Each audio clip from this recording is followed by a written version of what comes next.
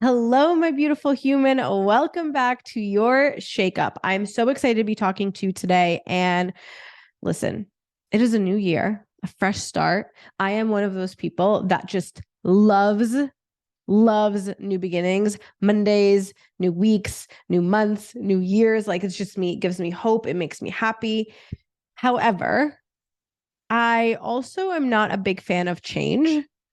And I've been working on being more open to change. I have been really focusing on finding the positive in change and like just trying to be comfortable being uncomfortable.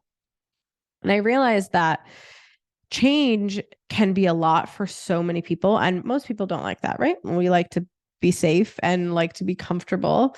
If you listen to my last episode, I was talking about this like feeling of stagnant and safe or courageous and like risking failing. Like it's just, we don't like change. So today I really wanted to talk about finding the beauty in endings because I think that there's just so much power when you can gracefully end something. And so I found this quote that I really want to read to you that I love. It's by Ellen Goodman. There's a trick to the graceful exit. It begins with the vision to recognize when a job, a life stage, a relationship is over and let it go. It means leaving what's over without denying its validity or its past importance to our lives. It involves a sense of future, a belief that every exit line is an entry, that we are moving up rather than out. I loved this quote when I found it because it is just, there's just so much power in it. I also love that she says like a graceful exit. Like I'm gracefully ending this. I'm gracefully leaving. And I think that if we can find the positive in endings, the hope and belief in the future and change, and recognizing that endings are literally just the chance for something new to begin, the point where there's like newness and hope and change in a positive way and opportunity, then maybe we won't be so scared of things ending and saying goodbyes and chapters closing and books closing and opening new books, right? And I don't necessarily think it's endings maybe that scares people, or I guess for me, like, I don't know if it's the ending that scares me. I think it's the next day, right? Like the new beginning, the unknown, that uncomfortable space of like, what do I do now? Where do I go now?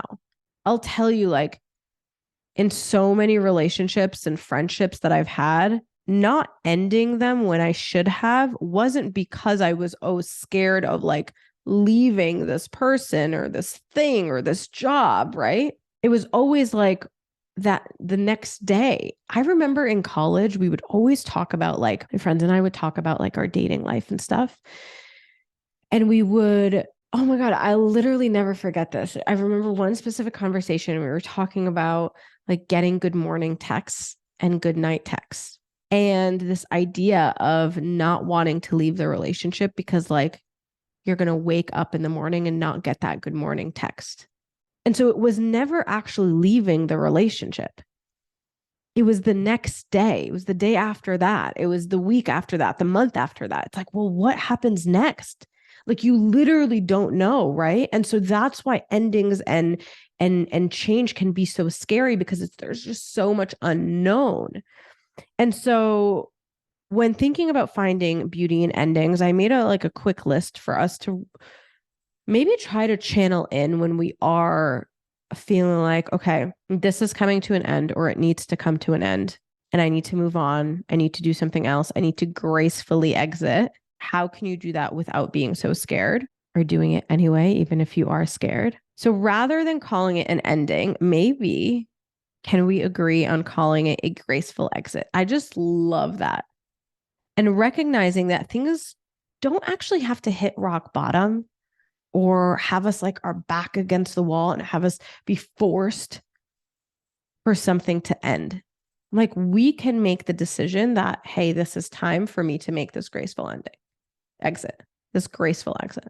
The second thing I was thinking about is acknowledging that it happened, whatever it is, the job, the relationship, the friendship, the goal, like whatever it is, good or bad, you lived it. And I feel like giving it an acknowledgement allows us to also just make peace with it and let it go.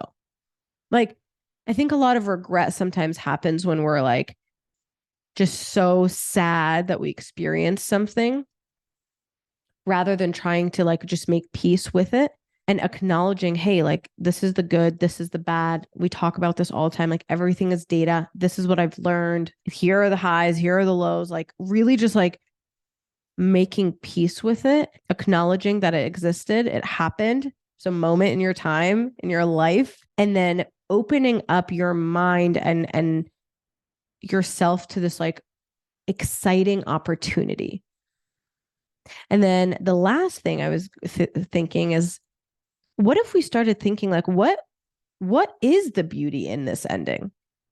Literally finding something that was beautiful that came out of this experience that you had to gracefully exit. In some of my lowest moments, in some of my lowest moments where I felt the most pain, I always found myself trying to find the beauty in the experience. Like, what could came out of this?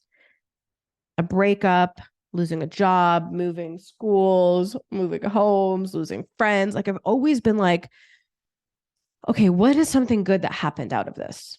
And I remember like specifically, I think like one of the hardest things I've ever experienced is just mentally finding myself like 23, living in my Bronx apartment by myself, pregnant, single, and feeling like, oh my God, I'm in so much pain, but I have to end this. Like I have to end this relationship.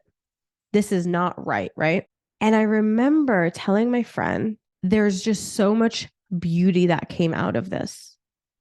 I have a healthy pregnancy.